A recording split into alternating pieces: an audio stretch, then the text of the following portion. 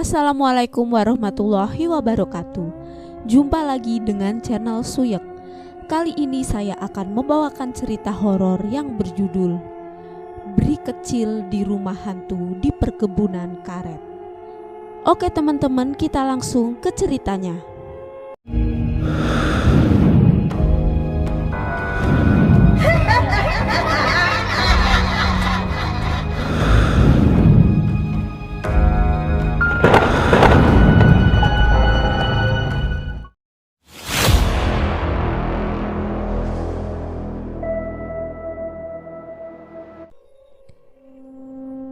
Ada pocong, Om.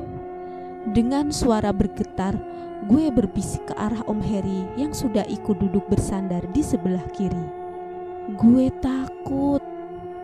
Om Heri hanya diam, tapi raut wajahnya terlihat cukup tenang, sedikit membantu meredakan rasa takut yang tengah gue rasakan. Mereka ada, selalu ada di sini.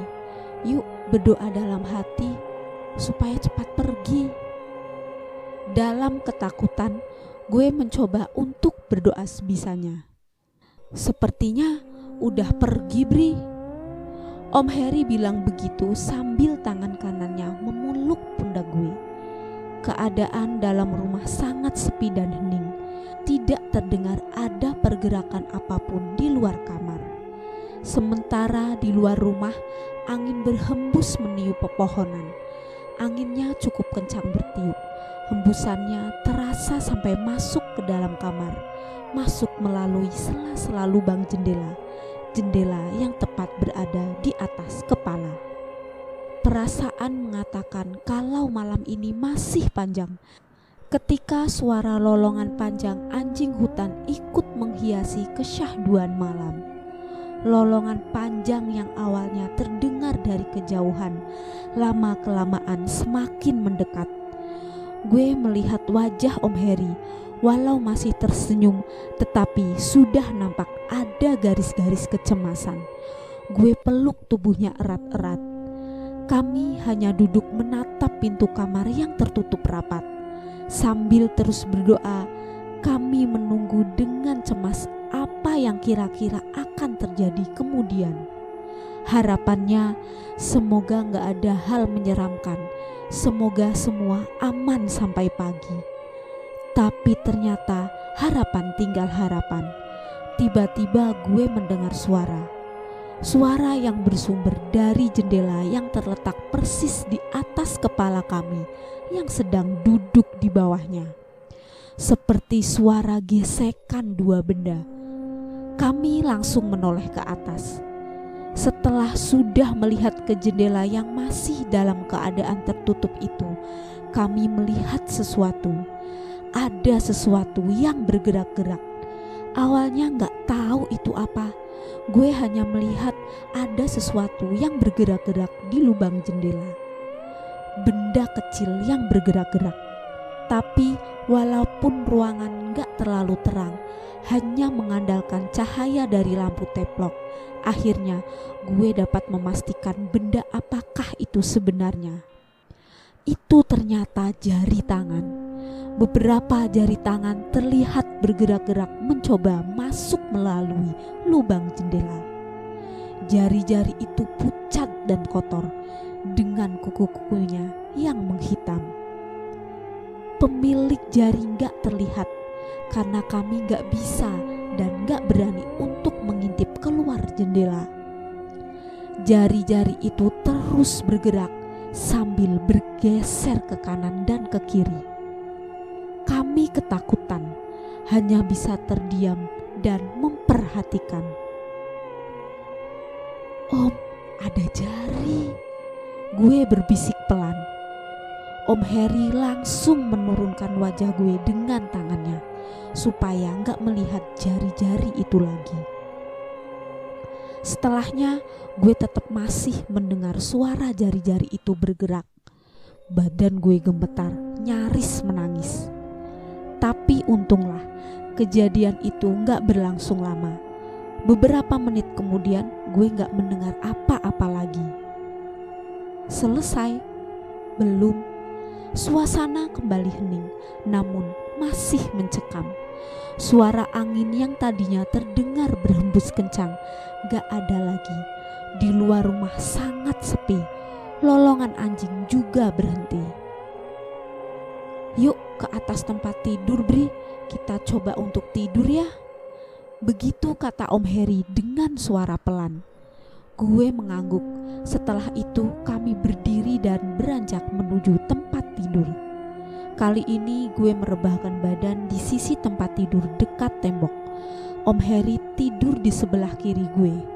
Lalu Om Heri menurunkan kelambu menutupi sekeliling tempat tidur. Kami masih diam tanpa percakapan dan belum juga mampu untuk memejamkan mata. Cukup lama situasi itu berlangsung hingga pada saat ketika ada sesuatu yang terjadi lagi. Kompak kami menoleh ke arah pintu ketika tiba-tiba terdengar suara yang bersumber dari pintu kamar. Ternyata suara itu muncul dari gagang pintu bergerak-gerak, seperti ada yang hendak membukanya dari luar. Kami hanya diam membisu dan memperhatikan. Gue yakin kalau sejak tadi pintu sudah dalam keadaan terkunci, Om Heri yang menguncinya. Namun tetap aja gue ketakutan sambil berharap pintu gak akan bisa terbuka. Beberapa saat lamanya gagang pintu itu bergerak-gerak diselingi dengan sesekali berhenti. Aneh tapi nyata adanya. Ketika tiba-tiba secara perlahan anak kuncinya bergerak berputar sendiri. Ada sesuatu yang membuatnya berputar. Hingga pada akhirnya anak kunci berhenti bergerak ketika posisinya sudah menunjukkan kalau pintu sudah dalam keadaan tidak terkunci. "Jangan takut, Bri, biarin aja, jangan dilihat." Om Heri akhirnya berbicara. Namun mata gue terus saja mengarah ke pintu, menunggu apa yang akan terjadi kemudian. Iya, kemudian gagang pintu kembali bergerak ke bawah. Akhirnya perlahan-lahan pintu mulai terbuka. Celah kecil mulai terlihat ketika pintu terus bergeser terbuka. Dari balik kelambu kami terus memperhatikan. Pelan-pelan kami dapat melihat ruang tengah melalui celahnya. Ruang tengah sangat gelap karena lampu Petromax sudah mati sejak tadi. Kami belum melihat apa-apa sampai akhirnya ada sesuatu yang muncul dari balik pintu. Sesuatu yang sudah gue lihat beberapa saat sebelumnya. Ada pocong berdiri. Sebagian tubuhnya terlihat dari celah pintu yang masih terbuka, hanya beberapa sentimeter saja. Gue terdiam seperti terhipnotis. Gue lihat Om Heri juga begitu. Dia masih diam dan membisu. Sementara pocong itu masih saja berdiri di balik pintu. Kemudian pintu bergerak lagi, bergerak menjadi semakin terbuka lebar secara perlahan. Sebagian besar tubuh pocong itu menjadi terlihat ketika pintu sudah nyaris terbuka penuh. Kemudian pocong itu bergerak masuk ke dalam kamar, lalu berhenti dan berdiri tepat di sebelah tempat tidur. Hanya kelambu tipis tembus pandang yang membatasi jarak kami. Jantung seperti berhenti berdegup. Keringat dingin mulai mengucur. Gue gemeter ketakutan. Tiba-tiba Om Heri bangun dari posisi tidurnya dan duduk di samping tempat tidur. "Jangan lihat dia, Bri, kamu merem aja." Gue menuruti omongannya. Gue memejamkan mata sambil menutupi wajah dengan kedua tangan. "Tolong jangan ganggu, pergi dari sini." Gue dengar Om Heri berbicara dengan pelan, suaranya bergetar. Setelah itu, dengan suara pelan gue mendengar dia membaca doa dan ayat-ayat suci. Cukup lama mendengar Om Heri melakukan itu, hingga pada akhirnya gue mendengar kalau dia seperti bangkit dari duduknya. Kemudian terdengar suara pintu pintu yang tertutup. Gue membuka mata, lalu melihat Om Heri sedang mengunci pintu. Kali ini dia mencabut anak kunci. Pocongnya sudah gak ada. "Bri, bangun, yuk sholat subuh dulu." Alhamdulillah, ternyata sudah subuh. Gue langsung beranjak ke kamar mandi untuk berwudu. Suara motor terdengar dari kejauhan ketika gue dan Om Heri sedang duduk di teras rumah. Jam sudah menunjukkan hampir pukul 7 pagi. Ternyata Om Wahyu yang datang dengan mengendarai motor. "Wah, kok sarapannya cuma teh aja, Bri?" Cengengesan Om Wahyu menyapa gue setelah turun dari motornya. Kemudian dia masuk ke dalam rumah dan menyiapkan sarapan. Seperti hari-hari sebelumnya, suasana pagi di perkebunan karet itu cukup indah dan menenangkan. Sangat berbeda dengan situasinya pada malam hari. Embun pagi menutupi nyaris seluruh perkebunan. Sinar matahari perlahan menembus masuk melalui sela-sela pohon. Indah. Masih di teras rumah, kami menikmati nasi goreng kilat buatan Om Wahyu sambil berbincang panjang lebar disertai gelak tawa. Seperti gak pernah ada kejadian menyeramkan pada malam sebelumnya. Kami belum membahasnya. Gak lama setelah itu, satu persatu pekerja perkebunan mulai berdatangan.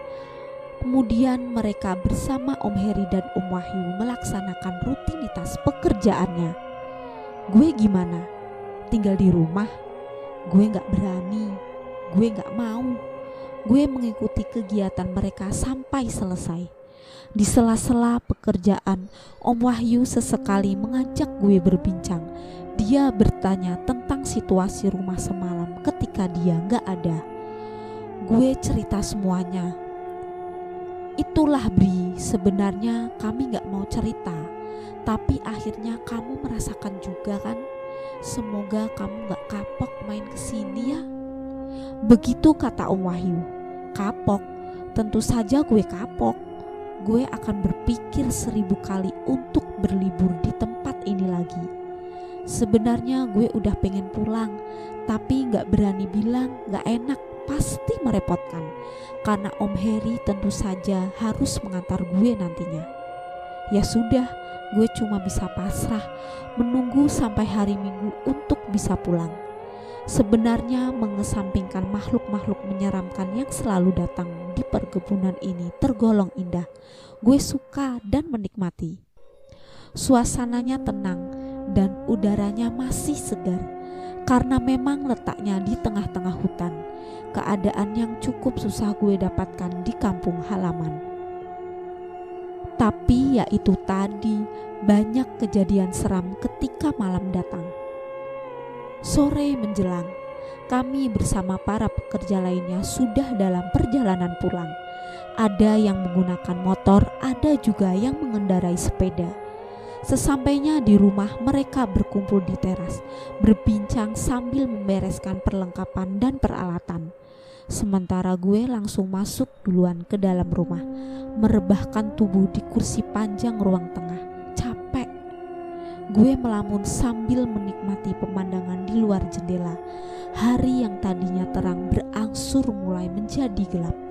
Dari kursi panjang itu, posisi gue membelakangi teras rumah, tempat di mana Om Heri dan lainnya sedang berbincang, menghadap ke dapur dan kamar mandi. Gue jadi dapat melihat langsung ke arah bagian belakang rumah itu. Belum ada yang menyalakan lampu dan ditambah sudah menjelang malam. Isi rumah menjadi agak temaram, apalagi bagian belakangnya.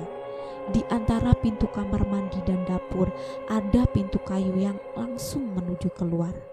Nah, di tengah lamunan gue terkesiap. Gue melihat sesuatu. Ada bayangan hitam yang bergelabat keluar dari dalam kamar mandi, kemudian masuk ke dapur. Hanya sekelebat, tapi gue yakin kalau itu benar terjadi.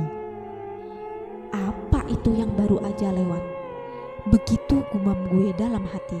Selanjutnya gue berpikir itu hanya bayangan biasa, karena orang-orang di luar hilir mudik di depan pintu. Mungkin itu bayangan mereka. Gue lanjut menatap jendela, menikmati pemandangan di luar. Tapi beberapa saat kemudian, tiba-tiba dari sudut mata terlihat bayangan itu lagi. Kali ini gak hanya sekelebat, tapi bayangan itu diam berdiri tepat di depan pintu belakang. Gue belum berani melihatnya langsung. Mata masih menghadap ke jendela, posisi tubuh masih rebah berbaring. Tapi akhirnya, yang awalnya hanya berani melirik, gue nekat melihatnya langsung. Benar, ada bayangan hitam berdiri. Sosoknya seperti laki-laki, tinggi besar, hampir setinggi pintu rumah. Gue masih terdiam terkesima memperhatikan. Gak bisa melihat jelas wajahnya. Gue hanya mampu sampai melihat bentuk sosoknya. Perlahan bangkit dari posisi berbaring, gue berniat lari ke teras depan. Mata masih terus menatap ke bayangan hitam itu. Takut tiba-tiba dia bergerak mendekat dengan cepat. "Bri, belum mandi kamu? Mandi dulu sana." Suara Om Wahyu yang tiba-tiba muncul dari balik pintu depan mengagetkan gue. "Belum Om, nanti aja, tanggung," jawab gue pendek. Ketika gue melirik lagi ke pintu belakang, bayangan hitam itu udah gak ada, udah menghilang. Malam pun tiba. Karena di luar gerimis, gak seperti malam sebelumnya. Kali ini kami hanya duduk bertiga di ruang tengah, sambil menikmati makan malam yang disiapkan oleh Chef Wahyu. Perbincangan gak ada yang membahas sedikit pun tentang kejadian semalam. Kedua om tampaknya seperti menjaga supaya gue gak trauma dan ketakutan. Gak ada pembicaraan tentang itu sama sekali. Kami hanya berbincang tentang hal yang menyenangkan. Seperti itulah kira-kira. Perbincangan kami ditambah dengan canda tawa memecah sunyi malam. Sementara di luar hujan turun semakin deras. Sesekali suara petir terdengar satu persatu. Sudah jam 10 malam. Perbincangan belum juga ada tanda-tanda akan selesai. Padahal gue udah ngantuk akibat kurang tidur pada malam sebelumnya.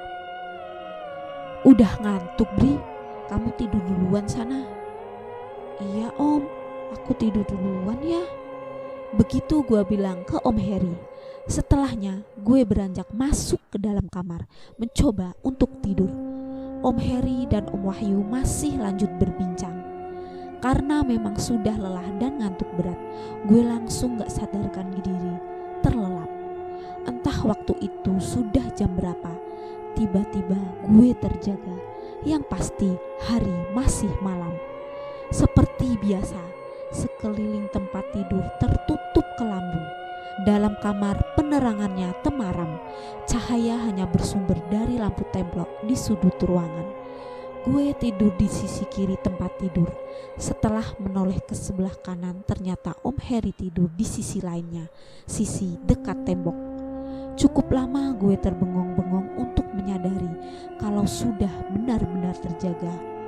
Om Heri terdengar dengkurannya, menandakan kalau dia benar-benar nyenyak.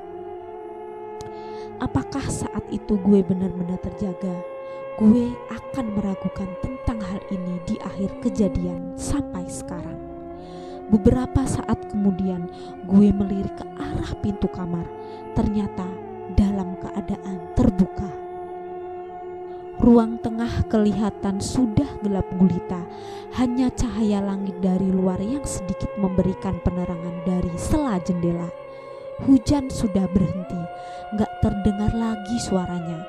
Hanya suara jangkrik dan binatang malam lainnya yang terdengar bersahut-sahutan. Dan lagi, suara lolongan panjang anjing hutan mulai terdengar dari kejauhan. Suasana semakin mencekam. Ketika sedang menatap ke arah ruang tengah, tiba-tiba gue melihat sesuatu. Ada bayangan hitam yang bergerak dari arah belakang rumah, kemudian berdiri diam di depan pintu. Gue terpaku. Sosok itu lagi. Begitu pikir gue dalam hati. Aneh, badan sama sekali gak bisa digerakkan. Mulut tercekat, gak bisa bersuara untuk mencoba membangunkan Om Heri. Gue ketakutan ketika sosok itu mulai berjalan masuk ke dalam kamar. Gue masih belum bisa bergerak dan bersuara, sama sekali kaku.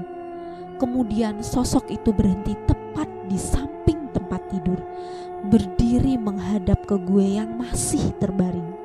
Jarak kami terpaut beberapa puluh sentimeter, hanya kelambu tipis sebagai penghalangnya. Gue semakin ketakutan, masih aja gak bisa bergerak dan bersuara ketika sosok itu perlahan mendekat.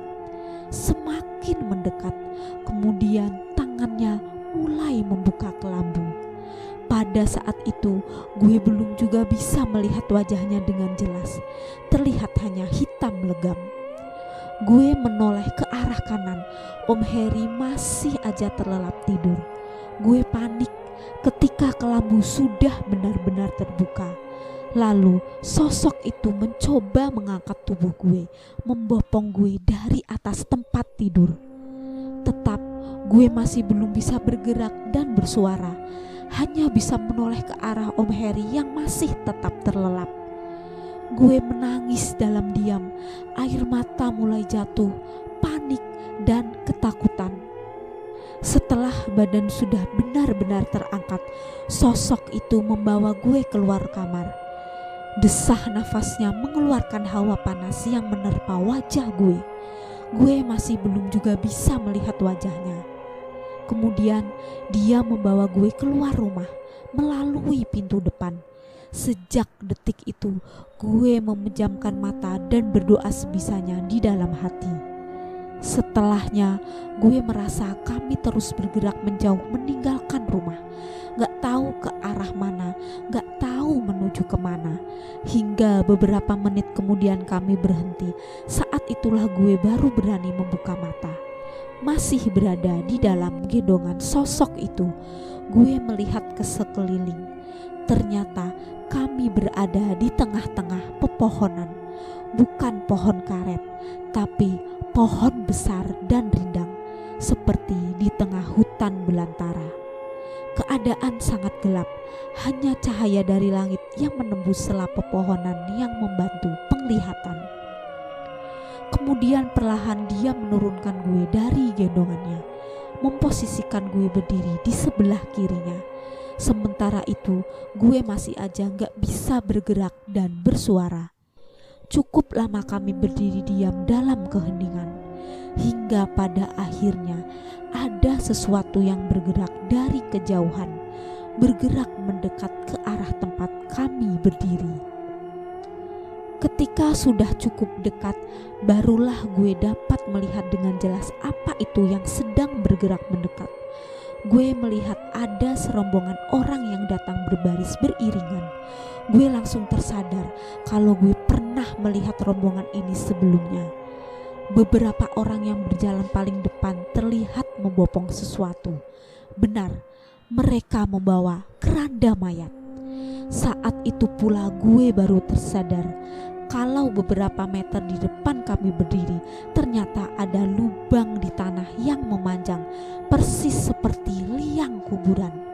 Beberapa saat kemudian rombongan itu kemudian berhenti tepat di depan liang kuburan. Lalu beberapa orang yang menggotong keranda menurunkan kerandanya dari pundak mereka.